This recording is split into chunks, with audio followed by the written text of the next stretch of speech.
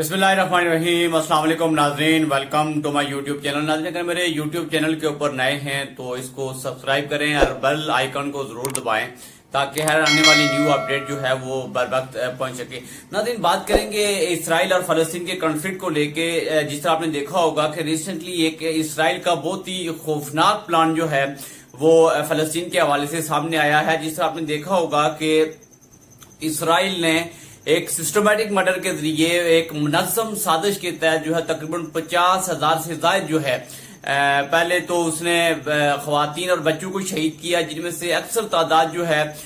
वो बच्चों की है। तो नाज़रीन, इस सारी जुल्म बर्बरियत को करने के बाद जो है अभी भी जो इसराइल है वो ये खतरा महसूस कर रहा है कि कहीं एक दफा फिर जो मूवमेंट है फलस्तीन से इसराइल के खिलाफ जो है वो बड़ी सतह के ऊपर शुरू न हो जाए। तो उसने हमास को जो है, जो एक मिलिट्री ऑर्गेनाइजेशन है और जिसको ईरान जो है वो बैकअप करता है, तो नाज़रीन उसको जो है वो बिल्कुल ही डी वेपनाइज करने का जो है वो एक प्लान बनाया है। और इस हवाले से उसने पूरे फलस्तीन के अंदर जो है वो छापेमार कार्रवाइयां शुरू की हैं। और नाज़रीन, इस सारी सिचुएशन को लेके ना सिर्फ एक फलस्तीन के अंदर एक गैर यकीनी कैफियत है, जिस तरह आपने देखा होगा कि सबसे पहले जो इंफ्रास्ट्रक्चर था फलस्तीन के अंदर उसको तबाह किया गया। और अभी जो सिचुएशन है कि भूख व अफलास ने जो है वो फलस्तीन के अंदर डेरे लगाए हुए हैं और कोई भी अगर जो इमदादी तंजीम है वो अपनी इमदाद पहुंचाने की कोशिश करती है तो उसको भी जो है वो इसराइल के जो रोकथाम है और इसराइल की जो सख्त चेकिंग है उसका जो है वो सामना करना पड़ता है। तो नाज़रीन, जिस पर जो आलमी इदारे हैं उन्होंने भी जो है वो नाम निहाद तशवीश का इज़हार किया है, लेकिन अमली तौर पे जो है वो कोई इकदाम नहीं हो सका। लेकिन अभी जो एक प्लान है इसराइली फौज का वो नहायत ही खतरनाक है। उसकी खतरनाक होने की वजह यह है कि अगर उसने हमास को जो है वो डी वेपनाइज करने का सोचा है तो नाज़रीन इस सारे अमल में जो रिएक्शन आएगा हमास की तरफ से और हिज़्बुल्लाह की तरफ से वो भी नाज़रीन किसी से जो है वो ढका छुपा नहीं है। इसे आपने देखा होगा पहले भी कि सारी प्रोसेस के दौरान तकरीबन 1 साल से अबाव जो कार्रवाइयां जारी रही हैं इसराइल की, उसके खिलाफ जो हमास और हिज़्बुल्लाह हैं उन्होंने जो है वो इसराइली फौज को जो है वो भरपूर नुकसान पहुंचाया है और अमेरिकन और इसराइली मुफादात को जो है वो भरपूर नुकसान पहुंचाया है, जिसमें न सिर्फ जो मिलिट्री इंस्टॉलेशन था इसराइल का उसको उन्होंने तबाह किया, बल्कि जो बहुत सारे जो इसराइली अफवाज हैं उनकी भी हलाकतें हुई हैं। तो नाज़रीन, इस सारी सिचुएशन को लेकर न सिर्फ पूरे मशरक़ वुस्ता के अंदर एक तशवीश की लहर है, बल्कि इसराइल के अंदर से जो है वो आवाजें उठ रही हैं और जगह जगह पे जो है वो एहतजाज हो रहे हैं। इसराइल की जो इसराइली वज़ीर आज़म की हिकमत अमली है उसके खिलाफ जो है वो लोग एहतजाज कर रहे हैं। और खासतौर पर इसराइलियों का ये मौक़िफ़ है कि हम इस जंगी सूरत से जो है वो बेजार आ चुके हैं और न सिर्फ हमारा सरमाया जो है वो इस पर ज़ाया हो रहा है, बल्कि जो हमारे जो अपने प्यारे हैं वो भी जो है वो इसमें हमने खो दिए हैं। तो नाज़रीन, इस सारी सूरत हाल को लेके मशरक़ वुस्ता के अंदर एक बहुत ही तशवीश की लहर है। लेकिन जो इशू इस टाइम एक और बड़ा इशू ये है वो ये है कि फलस्तीन के अंदर जो है वो खुराक और अद्वियात की जो है वो शदीद किल्लत है। जिस तरह आपने देखा होगा कि भूख और अफलास की वजह से जो है वो कई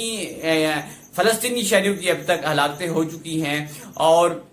इस वक्त जो इंफ्रास्ट्रक्चर है या अस्पतालों की जो सिचुएशन है वो ना होने के बराबर है। और भूख व अफलास ने जो है वो बहुत ज्यादा डेरे जमाए हुए हैं और जिसकी वजह से न सिर्फ जो फलस्तीनी हैं उन्होंने जो है वो दूसरी तरफ हिजरत कर दी है, बल्कि जो उस टाइम जो वहां जो गजा की पट्टी है उसके अंदर जो मौजूद हैं उनको भी जो है वो शदीद तरीन मुश्किलात का सामना है। और जो आलमी इमदाद जो है वो मुख्तलिफ ममालिक की तरफ से भेजी जा रही है उसको भी जो है वो इसराइली फौज जो है वो अपने कब्जे में ले रही है और अपनी जो है वो मर्जी के मुताबिक जो है वो उसको तकसीम कर रही है। तो नाज़रीन, ये सारी सिचुएशन में जिस तरह आपने देखा होगा कि अभी तक जो इसराइली रियासत है उसको दहशतगर्द करार दे देना चाहिए था, क्योंकि इंतहाई जो है वो संगीन नौयत के जंगी जराइम जो है वो इसराइलियों ने किए हैं और मुनज़्ज़म नस्ल कशी के जरिए 50,000 से ज्यादा जो है वो फलस्तीनी को शहीद किया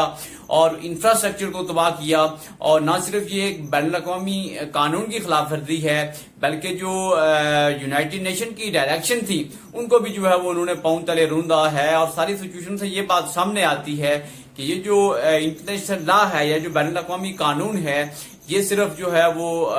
जो कमजोर ममालिक हैं ان کے لیے ہے، اور جو بڑی طاقتیں ابھی بھی ہیں جس طرح امریکہ، اسرائیل اور دیگر جو یورپین کنٹریز ہیں، ان کے لیے جو ہے وہ بین الاقوامی قانون کوئی معنی نہیں رکھتا ہے۔ وہ جب چاہیں جو ہے وہ اس کو اپنے پاؤں تلے روند کے جو ہے وہ اپنی مرضی کے ساتھ کسی بھی ملک کے اندر جو ہے وہ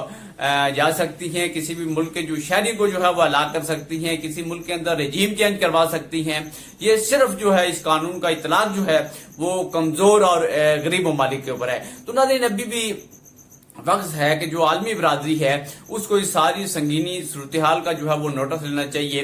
اور اس ساری صورتحال کا نوٹس لیتے ہوئے اسرائیل کو جو ہے وہ باور کروانا چاہیے کہ وہ اس طرح کی جنگی جرائم سے بعد آئے، کیونکہ اگر یہ جو کانفلکٹ جو ہے وہ اگر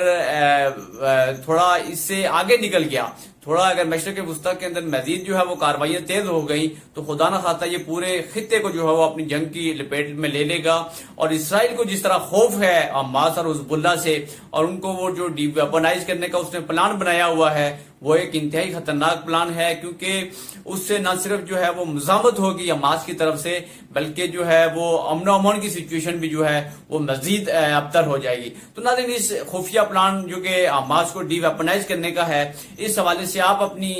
کیا رائے رکھتے ہیں؟ اپنی رائے جو ہے وہ کمنٹ کی صورت میں ضرور دیں۔ کیا واقعی جو ہے حماس اور حزب اللہ